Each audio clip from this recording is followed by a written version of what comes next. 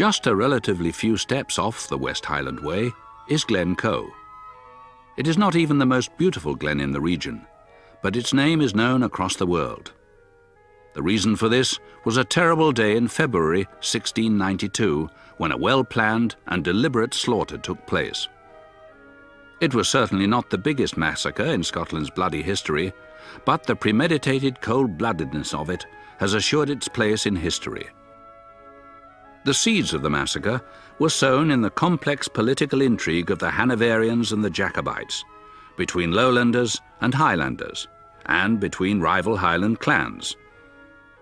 The MacDonalds of Glen Coe, obstacles to William III's pacification of the Highlands, were supporters of the exiled King James, and, in common with the other larger, more powerful clans, failed to meet a deadline to take an oath of allegiance to William.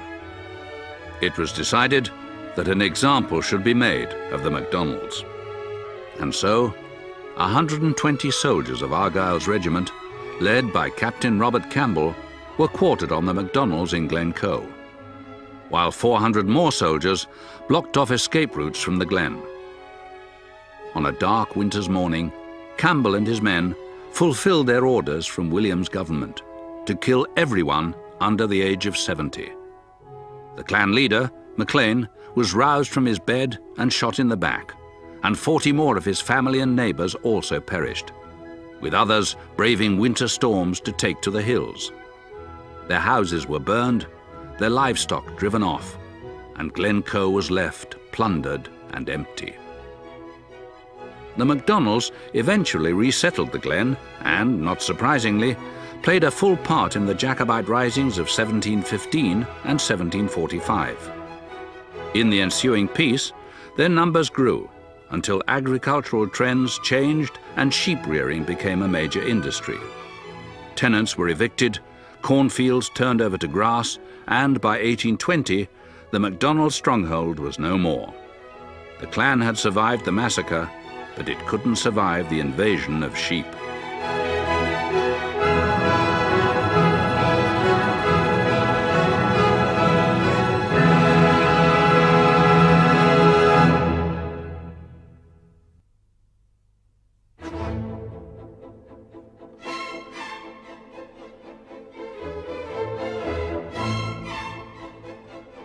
Today, the A82 trunk road runs through the pass of Glen Coe between the awe-inspiring peaks on either side of the valley's deep trough, rising 3,000 feet above the green flats around Loch Achterchan.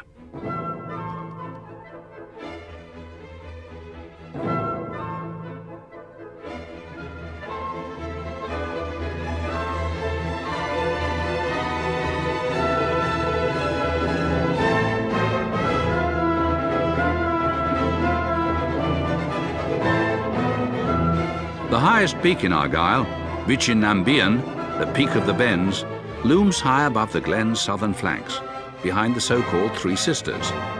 Bean Atta, the long mountain, Gia Unach, the short ridge, and Unach Du, the black ridge. Even if Glencoe is not the prettiest of glens, these peaks to the north and south make it one of the most dramatic.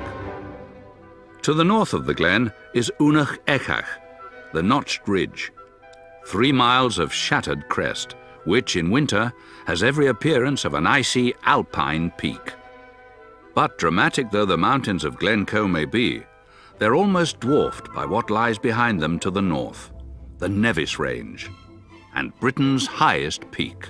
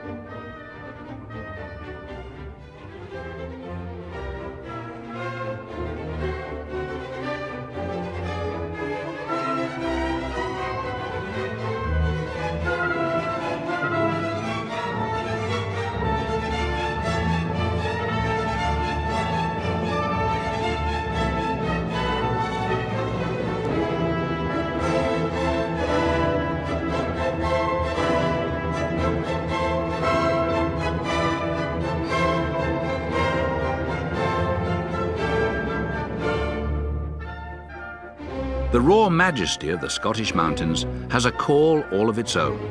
For walkers and climbers, there can be few greater challenges on offer in Britain. Their lure is summed up by Robert Louis Stevenson's poem, In the Highlands. In the Highlands, in the country places, where the old plain men have rosy faces, and the young fair maidens quiet eyes, where essential silence cheers and blesses, and forever in the hill recesses her more lovely music broods and dies. Oh, to dream, oh, to awake and wander there, and with delight to take and render through the trance of silence quiet breath. Lo, for there, among the flowers and grasses, only the mightier movement sounds and passes, only winds and rivers, life and death. And of course, death is never far from the mind in Glencoe. At the old bridge of Coe, a side road runs to a hillock on which stands a unique Celtic cross bearing the inscription, in memory of Macian, chief of Glencoe, who fell with his people in the massacre of Glencoe.